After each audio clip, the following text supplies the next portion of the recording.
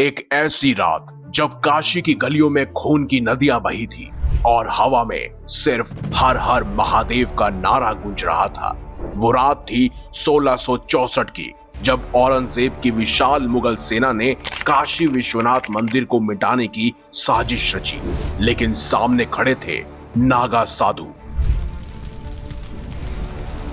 नंगे बदन, भस्म रमाए, त्रिशूलधारी योद्धा, जिनकी रगों में सनातन धर्म की आग धधक रही थी। फिर क्या, हर हर महादेव के नारों की गूंज ने युद्ध भूमि में तांडव का खेल रचा।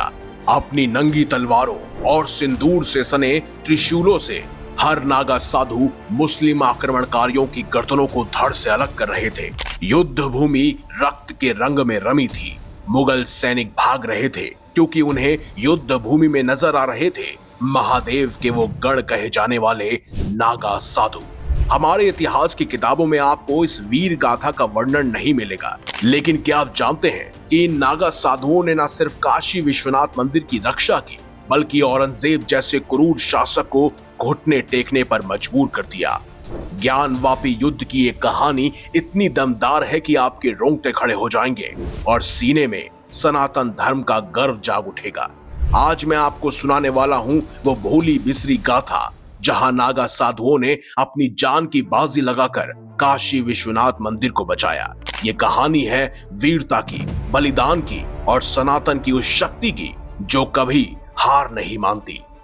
काशी विश्वनाथ मंदिर सनातन धर्म का वो तीर्थ स्थल जिसे भगवान शिव ने अपनी प्रिय नगरी कहा था। ये सिर्फ एक मंदिर नहीं, बल्कि भारत की आध्यात्मिक आत्मा का प्रतीक है। लेकिन 1664 में यह पवित्र स्थल औरंगजेब के निशाने पर था। औरंगजेब मुगलों का वो जालिम शासक जिसने हिंदुओं पर जजिया थोपा, मंदिरों को तोड़ा और सनातन संस्कृति को मिटाने की कसम खाई। उसने काशी को निशाना बनाया, लेकिन उसे ये नहीं पता था कि काशी की रक्षा के लिए खड़े हैं नागा साधु, वो योद्धा जिन्हें आदि गुरु शंकराचार्य ने सनातन की ढाल बनाया था। कहते हैं 8वीं सदी में जब आदि गुरु शंकराचार्य ने सनातन धर्म को पुनर्जन्म दिया और 4 धाम द्वारका, जगन्नाथपुरी, रामेश्वरम और बद्रीनाथ में मठ स्थापित किए, तब शंकराचार्य जानते थे कि आध्यात्मिक शक्ति अकेले काफी नहीं है। विदेशी आक्रमणकारियों से धर्म की रक्षा के लिए शस्त्र और शास्त्र दोनों की आवश्यकता होगी। इसीलिए उन्होंने नागा साधुओं की परंपरा शुरू की, यानी ऐसे सन्यासी जो ध्यान में लीन रहते हैं लेकिन युद्ध में महाकाल बन जाते हैं। इसके लिए महानिर्वाणी, जूना और आनंद अखाड़ा जैसे संगठनों ने इन साधुओं को त्रिशूल, तलवार और भाला चलाने की कला सिखाई गई। साथ ही योग और तंत्र की साधना भी इन्हें दी गई। नागा साधु सिर्फ सन्यासी नहीं, बल्कि सनातन धर्म के रक्षक थे, जिन्हें गुरु शंकराचार्य ने भविष्य के संकटों के लिए तैयार किया हुआ था। वहीं दूसरी तरफ सन 1658 में औरंगजेब ने अपने पिता शाहजहां को कैद कर गद्दी को हथिया लिया। उसका शासन शरिया पर आधारित था। उस जालिम शासक ने जजिया कर लागू किया, हिंदुओं को कुचलकर मंदिरों का विध्वंस किया और हिंदुओं का जबरन धर्मांतरण उसकी नीति थी। उसने मथुरा, अयोध्या और सैकड़ों मंदिरों को तोड़ने के बाद काशी विश्वनाथ मंदिर को निशाना बनाया। जी हाँ, ज्ञानवापी, वही जो 12 ज्योतिर्लिंगों में से सबसे पवित्र है। उसके लिए औरंगजेब ने 1664 में एक गुप्त योजना बनाई। उसने अपने फौजदार को आदेश दिया कि मंदिर की गतिविधियों पर नजर रखी जाए। फिर उसने सन 1664 की शुरुआत में एक विशेष मुगल दस्ता काशी की तरफ भेजा, जिसका नेतृत्व एक वरिष्ठ फौजकार कर रहा था। इस दस्ते में 500 सैनिक थे। उनका मकसद था मंदिर के गर्भगृह तक पहुंचना और उसे अपवित्र करना। लेकिन जैसे ही वे मंदिर के मुख्य द्वार पर पहुंचे, 25 नागा साधुओं ने त्रिशूल और तलवारों के साथ उनका रास्ता रोक लिया। महानिर्वाणी और आनंद अखाड़े के साधुओं ने मंदिर को किले में बदल दिया। जब एक मुगल सैनिक ने पुजारी को धक्का दिया तो साधुओं ने तुरंत हमला बोल दिया।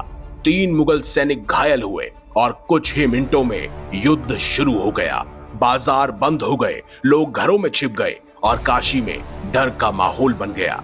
लेकिन नागा साधुओं ने हार नहीं मानी।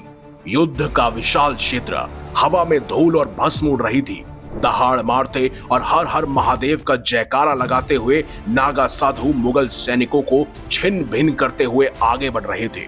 मुगलों की सेना चीखती हुई भाग रही थी। किसी मुगल सैनिक का धड़ नागा साधुओं के त्रिशूल में गड़ा था तो किसी मुगल सैनिक का लहू नागा साधुओं का अभिषेक कर रहा था। ऐसा लग रहा था मानो साक्षात महादेव के गण युद्ध भूमि में तांडव कर मुगल सैनिकों को राक्षस समझकर उनका विनाश कर रहे हैं। पहली बार में ही नागा साधुओं ने मुगलों को खदेड़ दिया। यह पहला टकराव था जिसने औरंगजेब को दिखाया कि काशी विश्वनाथ मंदिर को जीतना बिल्कुल आसान नहीं है। पहले हमले के बाद नागा साधुओं ने अपनी रणनीति को और मजबूत किया। महानिर्वाणी, चूना और आनंद अखाड़ों ने आपसी गुट बनाया। उन्होंने मंदिर की सुरक्षा के लिए 3 स्तर की रणनीति बनाई। मुख्य द्वार की रक्षा के लिए वरिष्ठ साधुओं को तैनात किया गया जो रूप, रंग और ढंग से महाकाल का रौद्र रूप लेते थे। गंगा घाट की निगरानी की गई और मंदिर के पीछे से हमले को रोकने के लिए कई सारे साधुओं को तैनात किया गया। गलियों और छतों पर चौकसी लगाई गई ताकि ऊंचाई से हमले को नाकाम करने के लिए निगरानी की जा सके। और इस हमले से बचाव में शैव समुदाय भी आगे आया और ब्राह्मण समाज और वैश्य संगठनों ने शंख, ढोल और आवाज के सिग्नल सिस्टम का सुझाव दिया जिसे तुरंत ही लागू कर दिया गया। स्थानीय व्यापारियों, कारीगरों और ब्राह्मणों ने नागा साधुओं को रसद, सूचना और चिकित्सा की सहायता दी। ये सामाजिक एकता और साधुओं की रणनीति थी जिसने मंदिर को अभेद्य किला बना दिया। अब अपने पहले हमले की नाकामी से गुस्साए औरंगजेब ने इस बार 1500 सैनिकों का एक बड़ा दस्ता भेजा। इस बार उन्होंने रात में हमले की योजना बनाई ताकि नागा साधु चौकन्ने न रह सके, लेकिन नागा साधुओं की खुफिया व्यवस्था ने इसे भांप लिया। सुबह 5 बजे 800 सैनिक मुख्य द्वार पर आए, लेकिन साधुओं ने त्रिशूल और भाले जमा कर उनका रास्ता रोक लिया। पीछे से आए 500 सैनिकों को आनंद अखाड़े के साधुओं ने छत से गरम रेत और त्रिशूलों से खदेड़ दिया। कई सैनिक घायल हो गए और गंगा नदी में कूद गए। 4 घंटे के इस युद्ध में मुगल सेना पूरी तरह से थककर चूर हो गई और इसके बाद फौजदार ने सभी को पीछे हटने का आदेश दिया। लेकिन इस हमले के दौरान तीसरे दस्ते का एक छोटा सा समूह उत्तर की दीवार फांदकर गर्भगृह तक पहुंच गया। उनका मकसद था शिवलिंग को तोड़ना, लेकिन आनंद अखाड़े के 200 नागा साधुओं ने शिवलिंग के चारों ओर मानव श्रृंखला बना दी। जब सैनिकों ने शाही आदेश की बात कही तो साधुओं ने जवाब दिया, यहाँ सिर्फ महादेव का राज चलता है। जिसके बाद छोटे गलियारों में त्रिशूल और तलवारों का भयंकर युद्ध हुआ। 19 नागा साधुओं ने गर्भगृह में शिवलिंग के आगे बचाव के लिए खड़े हो गए।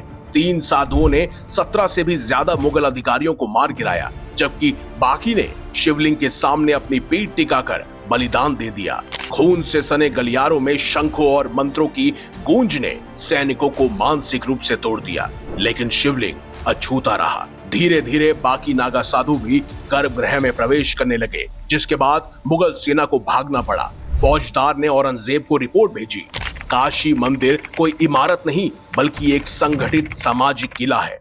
औरंगजेब ने इस हार को सार्वजनिक नहीं किया, लेकिन उसने अगले 2 सालों तक काशी पर सीधा हमला नहीं किया। इसके बजाय उसने जजिया और प्रशासनिक दबाव बढ़ाया। महानिर्वाणी अखाड़ा इसे ज्ञानवापी संग्राम कहता है। विलियम पिंच की किताब warrior ascetics and Indian empires और युगनाथ सरकार की a history of Dashnami Naga sannyasis में इस युद्ध का जिक्र है। ये युद्ध सिर्फ मंदिर की रक्षा नहीं बल्कि सनातन की पहचान की जीत है। वैसे 1664 का युद्ध नागा साधुओं की एकमात्र गाथा नहीं थी। 1756 मथुरा में 5000 नागा साधुओं ने अहमद शाह अब्दाली की सेना को मथुरा से खदेड़ा, जिसमें 2000 साधुओं ने बलिदान दिया और 8000 अब्दाली सैनिक मारे गए। वहीं 1761 पानीपत युद्ध में महंत पुष्पेंद्र गिरी के नेतृत्व में 10,000 नागा साधुओं ने अफगानों को पूरी तरह से हराया। वहीं दोबारा हुए हमले में प्रयागराज के महंत राजेंद्र गिरी के नेतृत्व में 1200 साधुओं ने अफगान सेना को फिर से भगाया। नागा साधुओं ने न सिर्फ मुगलों बल्कि अफगानों और अंग्रेजों के खिलाफ भी सनातन की रक्षा की। आज नागा साधुओं को अक्सर भस्म रमे, भांग पीने वाले कहकर उनका मजाक उड़ाया जाता है, लेकिन क्या आप जानते हैं कि इन्हीं नागा साधुओं ने अपनी जान देकर हमारे मंदिरों और संस्कृति को बचाया था। उनकी तपस्या, शस्त्र विद्या और बलिदान को भुला दिया गया। क्या ये उचित है कि हम अपनी विरासत को भूल जाएं।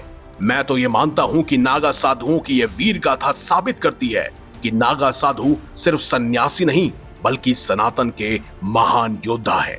ज्ञानवापी युद्ध की यह कहानी सिर्फ एक मंदिर की रक्षा नहीं बल्कि सनातन धर्म की उस अटल शक्ति को बयां करती है जिसने औरंगजेब जैसे तानाशाहों को भी झुकने पर मजबूर कर दिया। ये कहानी भारत के हर हिंदू को पता होनी चाहिए, इसीलिए इस वीडियो को जितना ज्यादा हो सके शेयर अवश्य करें।